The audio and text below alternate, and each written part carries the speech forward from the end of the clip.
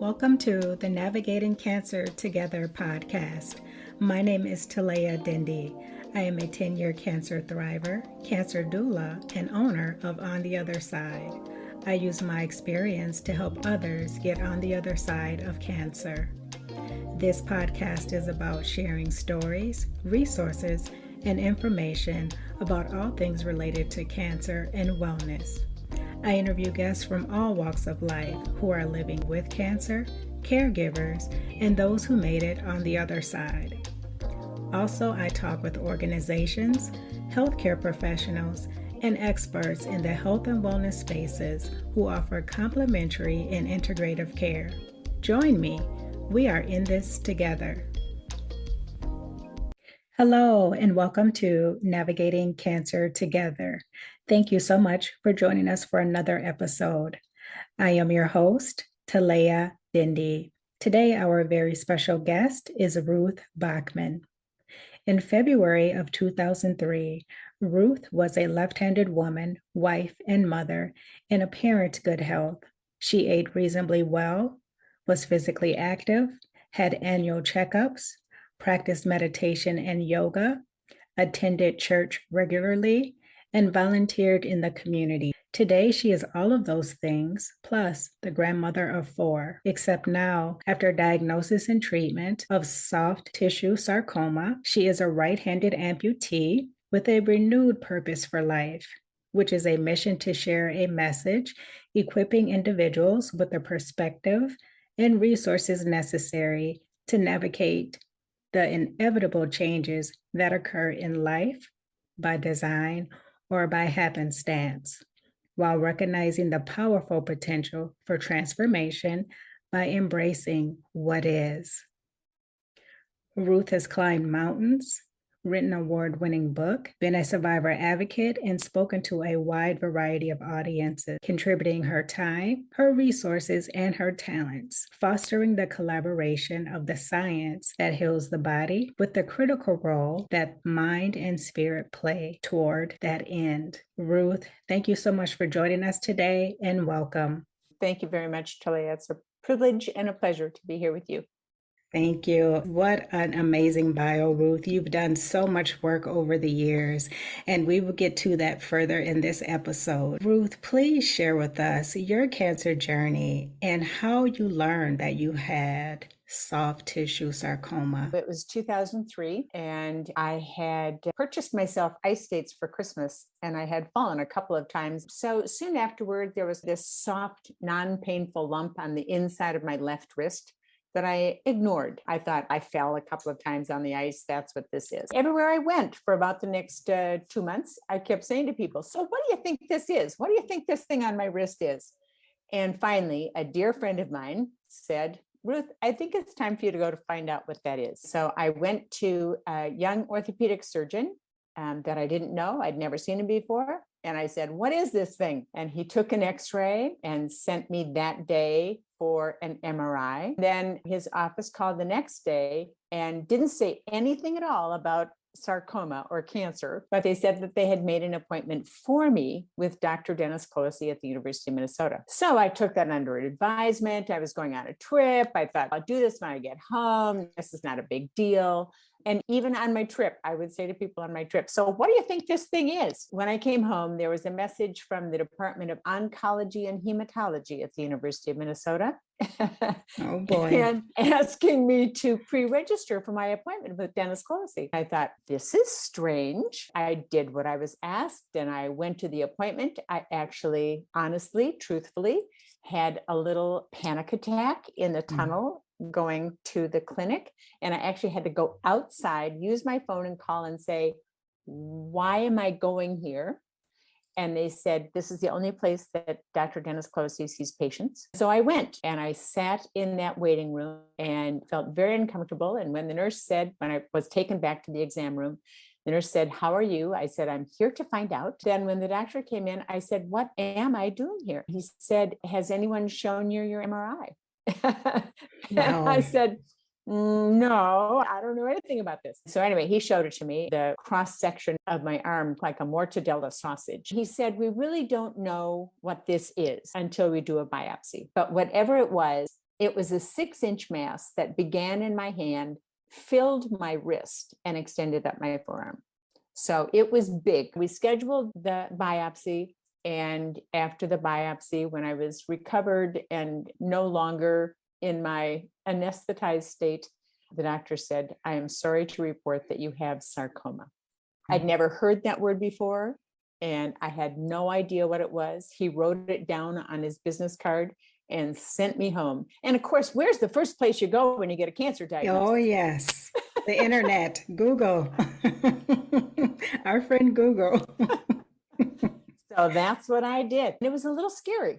I read that amputation is very often a part of the treatment for sarcoma. And I knew that my wrist was full. But what I really benefited from was that my next door neighbor is a doctor. She's a gynecologist. She had access to online research that she did for me. And she gave me a list of questions to take back to my first appointment with Dr. Clohessy after my biopsy. In those questions was, what is the acceptable margin for resection? Which means how much clean tissue do you have to take in addition to the tumor to feel that you have it all? And my doctor, Dennis Clohessy, and I do adore this man. I take pride in being the president of the Dr. Dennis Clohessy fan club. He said that question surprised him because the answer was 2.5 centimeters, which is 2.5 centimeters, an inch of clear tissue all the way around. Wow. Well, my wrist was full. I have 2.5 centimeters of clear tissue there. So at that first appointment, we talked about amputation, and he was not prepared for that he was not going to go there because maybe the chemotherapy that was going to be prescribed would shrink the tumor, maybe whatever. Radiation was not a part of my treatment package because it makes surgery more difficult to heal from. I got this information, took it home. I went to another medical center, another cancer center for a second opinion, and had the same diagnosis and not a very good experience with that doctor at all in terms of what their response was to the reality of my situation. I went back to Dennis Clohessy, and we had plans for 3 rounds of chemotherapy and then surgery. And then depending upon what the success of the chemotherapy was, potentially chemotherapy after the surgery. After 2 rounds of chemotherapy, the tumor was growing and not shrinking. The decision was that we would do the surgery early. Because there was no shrinking in the tumor at all, that meant that I was lucky. That's what you are. Okay. and not having to have chemotherapy afterward. I was very concerned about managing all that I was going to have to manage without my dominant left hand anyway. That's and right. So to have to continue to not have hair and all of the rest of those things, I felt fortunate that I didn't have to have more chemotherapy. That's my cancer story. Now, I have had people say to me, "Wow, Ruth, that's one of the easiest cancer stories I've ever heard." I don't know. And the truth is, yes, in terms of diagnosis and finding someone to do treatment and being able to follow the treatment and then having the surgery. But the truth is that I live with the success of my cancer treatment every single day. I live with amputation every single day. There's nothing easy about living. So, that kind of a statement has informed my opinion that people will often say things that they intend to be somehow almost a compliment, but somehow there's a certain backhandedness. It's like the person who said to me, "Oh, Ruth, you're so lucky you didn't do anything before you lost your hand." Like be a piano player or be a hairstylist. Yes, you're right. I did not have a career that this affected. But trust me, the amputation of your dominant hand definitely affects your life. Absolutely. And it just shows how people don't know how to talk about cancer. They don't know how to talk about these things. It just comes off really bad, especially when you're the person going through those things and you're trying to figure all of this out. You're trying to adjust to all of these different changes. When you hear those things, that can be really tough. As I said, I have grown accustomed to waiting for the cringe when people begin a sentence with "you're so lucky." Yes. What's coming? Yeah. No, it's coming. Yes, I do. Ruth, please tell the audience what soft tissue sarcoma is. It's fairly rare, so a lot of people may not know what that is. Well, sarcoma, as I said, when I was diagnosed, I had never really heard the word sarcoma. My daughter has reminded me that when she was in college, she did have a friend, a young woman who had sarcoma. So I had heard the word before, but it was certainly not in my vocabulary. In my internet research, I found out that it is indeed a rare cancer that affects the connective tissue in your body. And the definitive place to go that I didn't know about at the time is an organization called Rein in Sarcoma, REIN in sarcoma.org. It is an organization here in Minnesota that is really an authority on sarcoma and also raises wonderful money for research and provides a community for sarcoma patients. It's really a wonderful organization. And even though there are 100 different types of sarcoma tumors, it is a very rare form of cancer because all of those kinds of sarcoma make up about 1% of all cancer. So it is rare, and there are not every doctor has heard of it. And the issue, very often an issue that comes with sarcoma is that it is misdiagnosed. And it's misdiagnosed because just like people like me who have this soft lump on your wrist, you go, what is this thing? People will say, oh, it's a cyst. Oh, my friend got that when they got a new golf glove or something. It's just the stories that people come up to help you excuse it. And if I had gone to a doctor, I was not in pain. I'm sure if I'd gone to my primary care physician, he would have said, Ruth, I'm sure it's nothing. We'll just wait until there's some pain. So going to this orthopedic surgeon who was familiar with sarcoma and then did the next steps and then made the appointment for me so that I wasn't, thinking, well, I'm sure it's nothing, it'll be fine. Because when sarcoma metastasizes, it's a very bad thing. Okay. Osteosarcoma is much more common in young people. Osteosarcoma is something that does affect young children. So doctors will very often excuse it or dismiss it by saying, oh, they injured themselves playing sports, or they fell down somewhere, or they're having growing pains. And as I said, when it metastasizes, it is deadly. So Rein in Sarcoma has brochures and they have an education program about lumps, bumps, and bruises, that you don't ignore them, that you continue to seek a doctor who is going to listen to what the concerns are, so that you can get diagnosed properly and then get treatment. And not every sarcoma results in amputation. Okay, that was going to be my next question. No, even osteosarcoma does not always result in amputation. It just happens to be what my successful treatment was. And really, here we are in 2022. I am a 19-year soft tissue sarcoma survivor. Congratulations. Yeah, thank you. That's wonderful. When you received this diagnosis, Ruth, how did you feel at that time? Did you think that you would be a 19-year survivor? What was going through your mind? Oh, I was afraid. Losing my dominant hand was something that I just could not imagine. I actually had the benefit of meeting with a couple of sarcoma survivors who had lost hands as a result of their successful treatment. That was really helpful in terms of having me understand that life does go on and that there would certainly be challenges ahead and things that I had to learn, but that attitude was perhaps the most important thing. Now, sadly, one of those amputee mentors died soon after my successful treatment. At the time that I met her, she was a 15-year survivor, but she had already had 2 reoccurrences. Oh. And so it was her sarcoma that ultimately took her life, but she had survived for 15 years. And the other young man is still out there somewhere, Lefty, wherever you are. He was a great mentor to me in terms of using a prosthetic device or not and surviving cancer. I do have a prosthetic device, but I really don't use it. It gets in my way more than anything. So I have become very adept at using my remaining limb.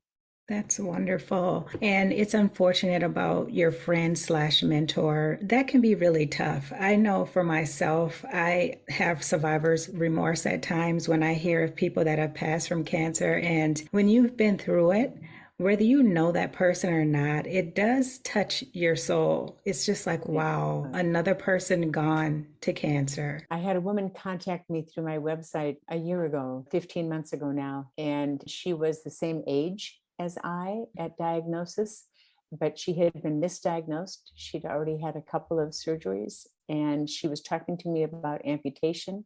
And I told her my story. And of course, it's her decision what she should do. So she had her amputation.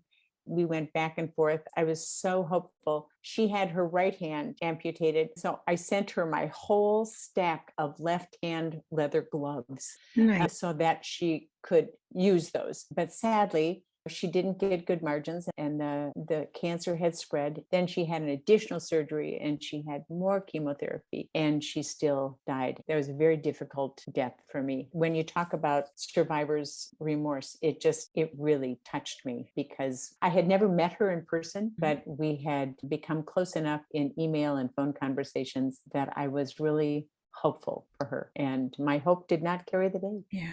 Unfortunately, that happens sometimes. That's why it's so important for us to talk about these things openly because there's so many people out there that are trying to go through this alone, or they have friends and family members who are not sure what to do. And it really does. It just touches your soul when people unfortunately leave this earth due to cancer. One thing, Ruth, that I'm very happy is for you that you were able to find support. And it sounds like you had really good support systems. Did you find that early in your diagnosis? Oh, I did. I had a really wonderful, strong network of support. It is so important to find those people who support you. Now, at the same time, I also found people who came out of the woodwork who thought that they would be helpful, or maybe their intention was to be helpful. But what I discovered was that they just wanted to, there was a certain, I don't know, stardom, notoriety, or something that went along with this unique cancer that people somehow just wanted to be around me. What I did was I controlled that situation.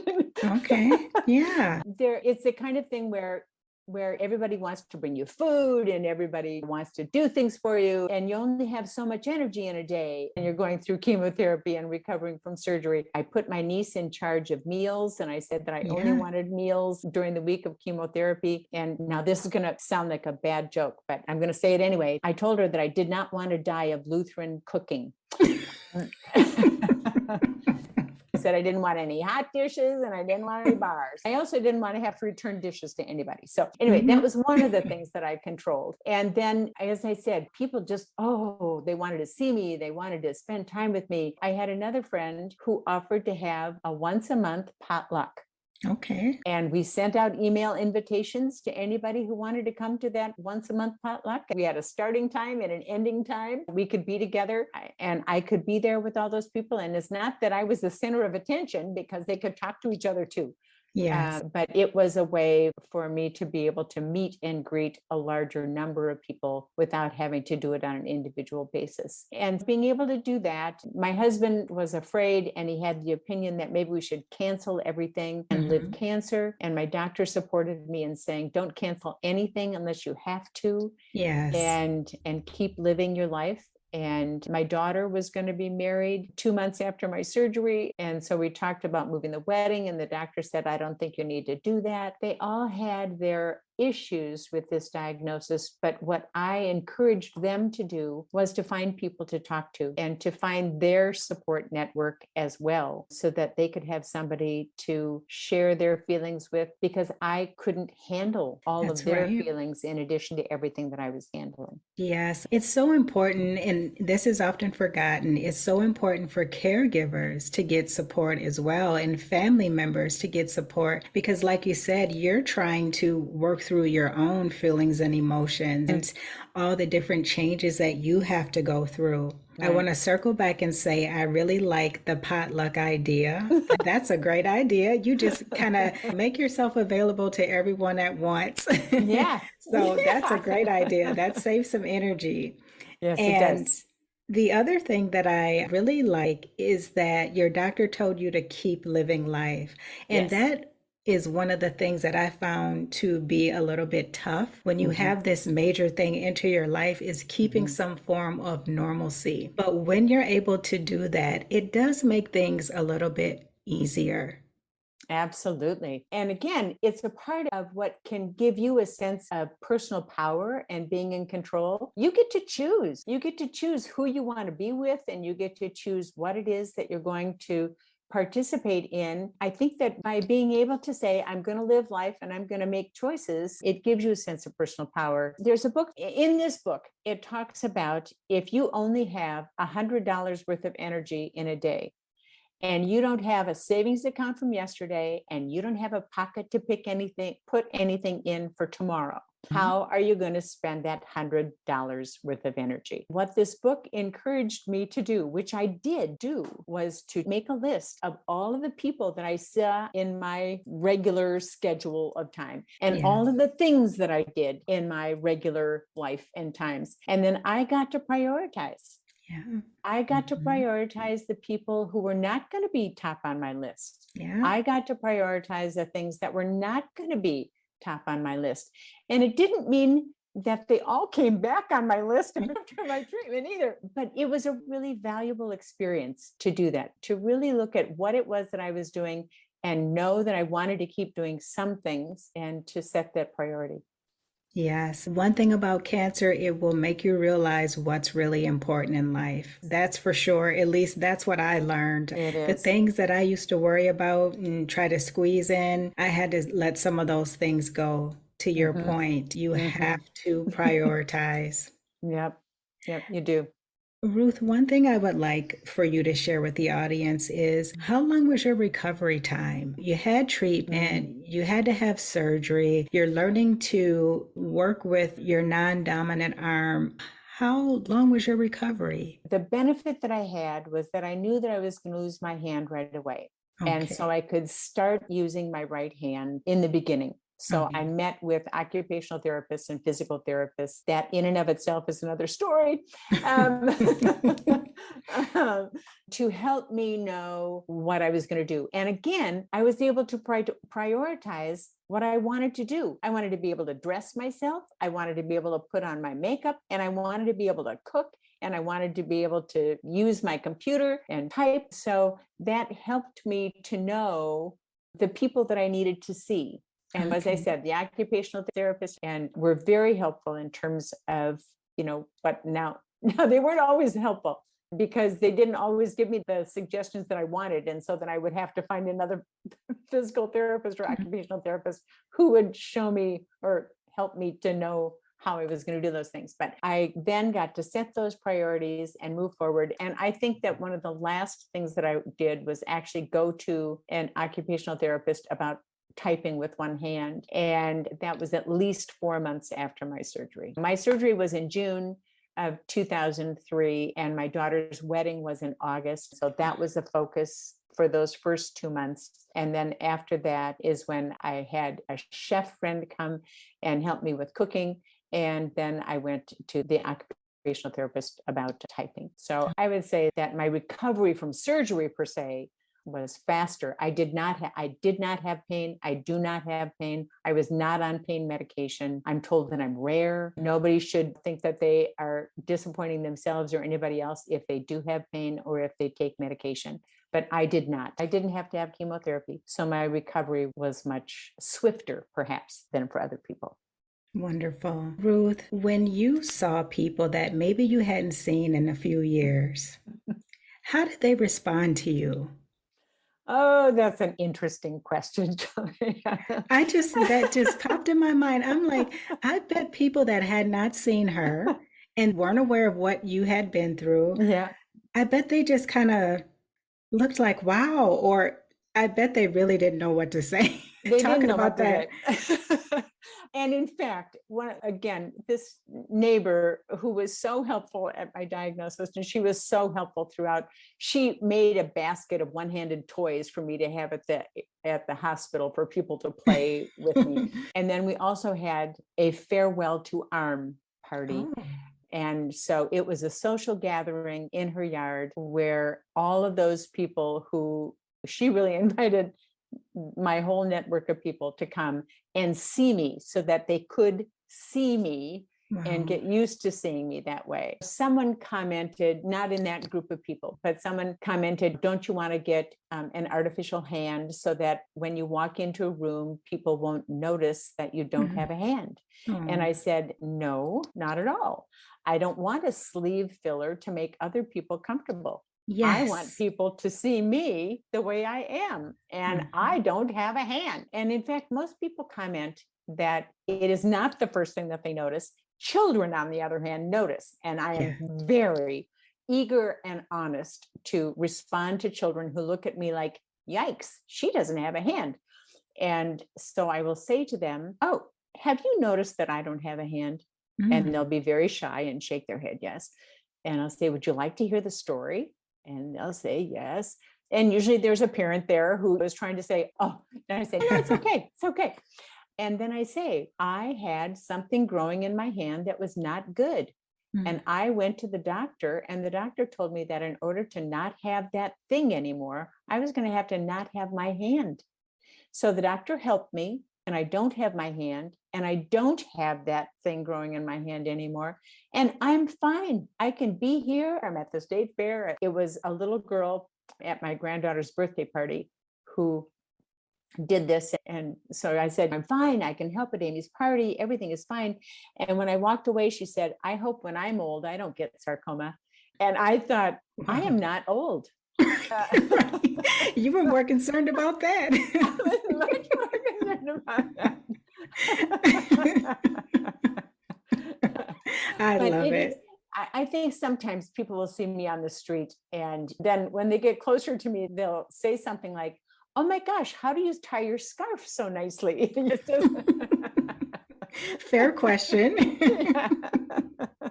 I really love your attitude, Ruth, and just your whole outlook on everything that you've been through, because it is a lot. And just how you've been able to transition Mhm. through life. And you decided early on that I still want to do a lot of the things that I used to do for myself. You took the initiative, you took the power and said, I'm going to start early on this. I know what my diagnosis is, I know what's going to have to happen now. So let me take charge and step in. That speaks volumes. And again, I didn't do it all by myself. I went to people who knew how to help me, and I Yeah. asked them to help me. And if for That's the some key. reason, yep, That's and the if for some key. reason I didn't get the answer that I wanted, I found a new somebody to help me. Yes, asking Yeah, for it is. help. Yeah, Asking for yeah, it help. is. It is very Wonderful. important. Ruth, what has cancer taught you?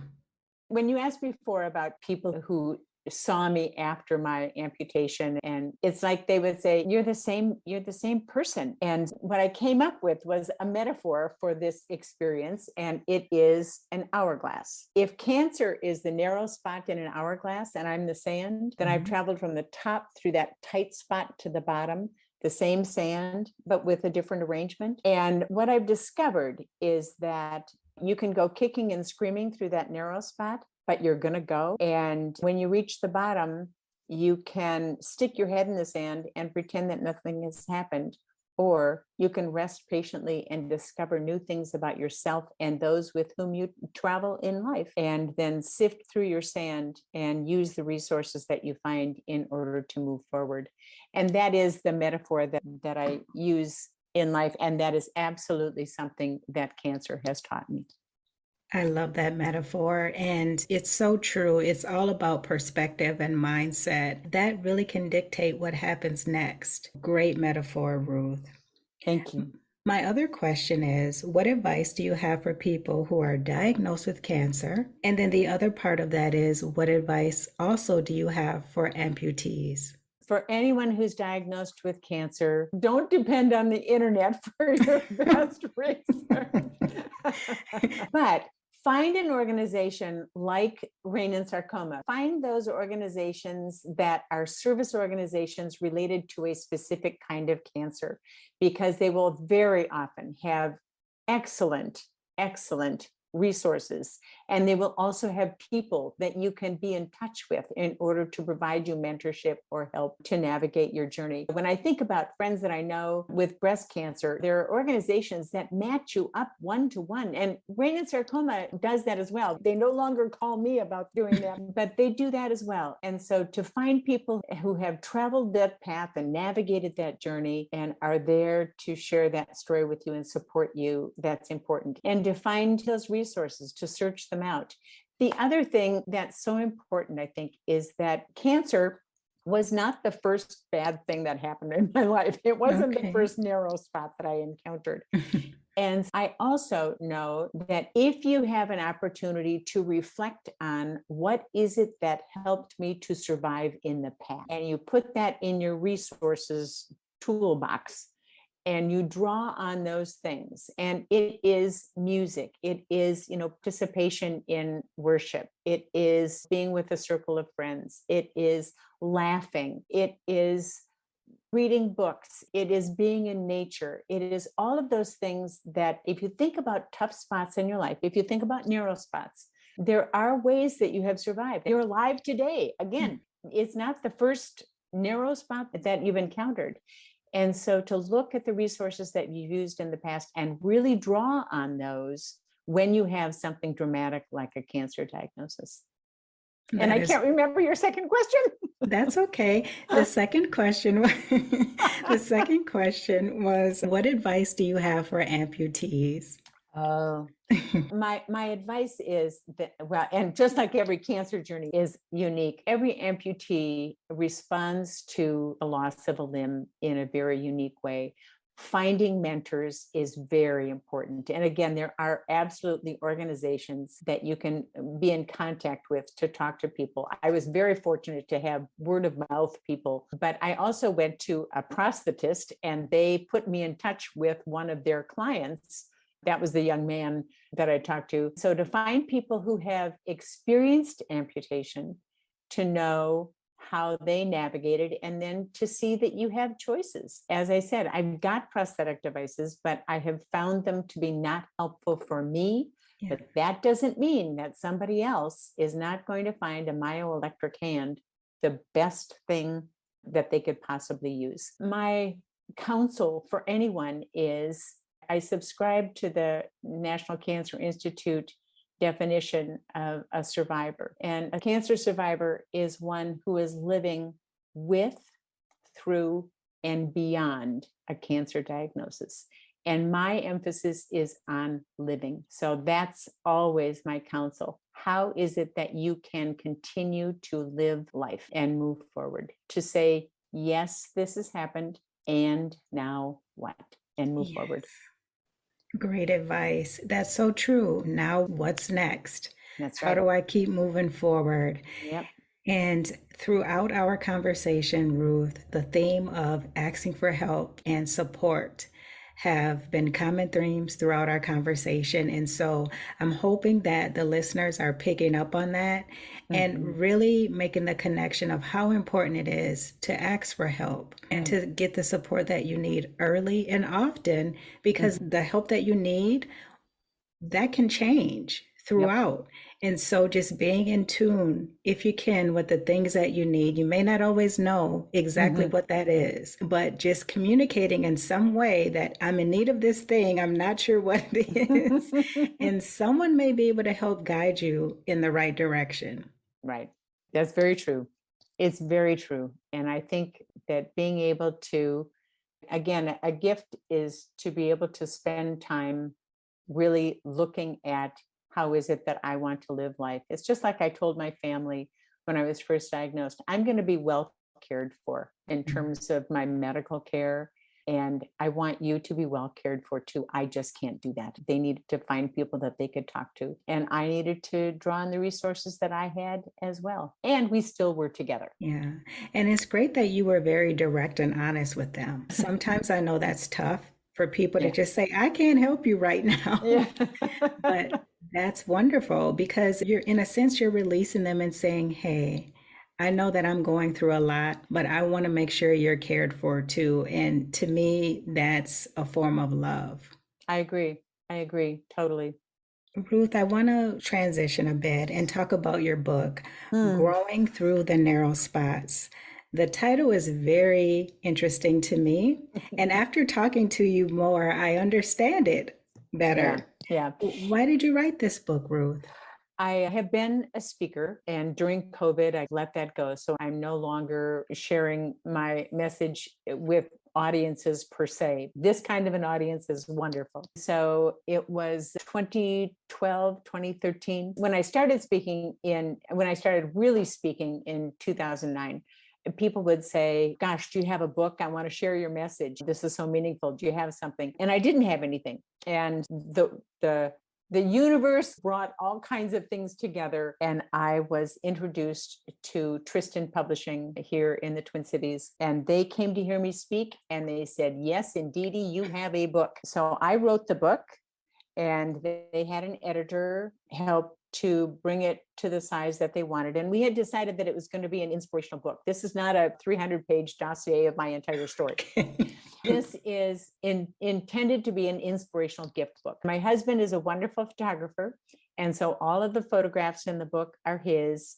And so we paired the photographs with the things that we decided were important for the story in terms of inspiring other people to move through and grow through the narrow spots in their life. On the cover of the book, there's a set of stairs with some plants growing through the concrete. And that certainly is an example of a narrow spot. That's how it came to be. And it's available. It's available on Amazon. It's available at various retailers. And it's also available on my website, ruthbachman.com, if someone wants to order it there.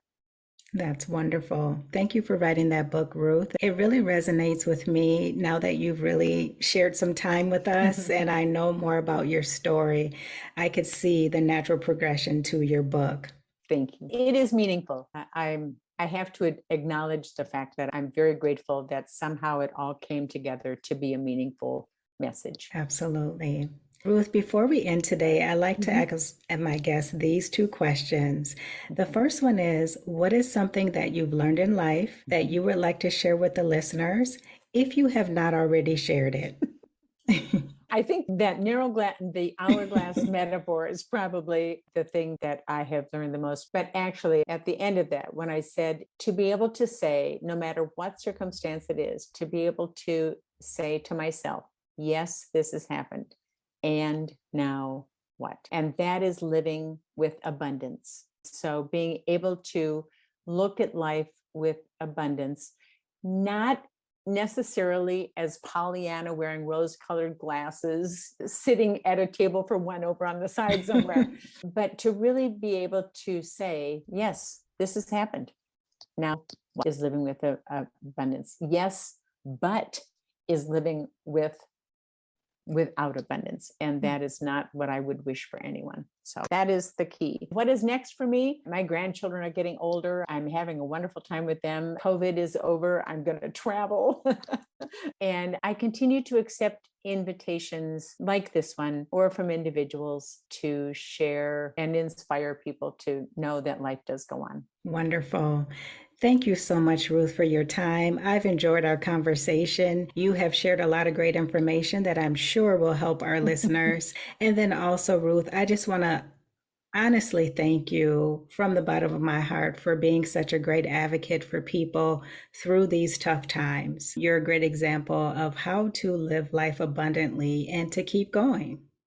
Thank you. Thank you very much. It is the lesson I learned. So thank you. My pleasure. That's it for this episode. But before we end, I'd like to give a shout out for the listeners. Thank you so much for joining us. If you've enjoyed this episode, please like, share, and subscribe. That is it until next time. Let's keep navigating cancer together. Take care. Thanks for listening to this episode of Navigating Cancer Together. I hope you enjoyed it. Please be sure to subscribe. And if you appreciate the show, drop a positive rating and review on Apple Podcasts or Spotify. For notes from the show, visit ontheotherside.life and check out the podcast section. After you check out the show notes, head over to my gift shop and show yourself or someone special in your life some love with gifts of encouragement, hope, and positive affirmations. I would love it if you joined us for the next episode. Talk to you soon.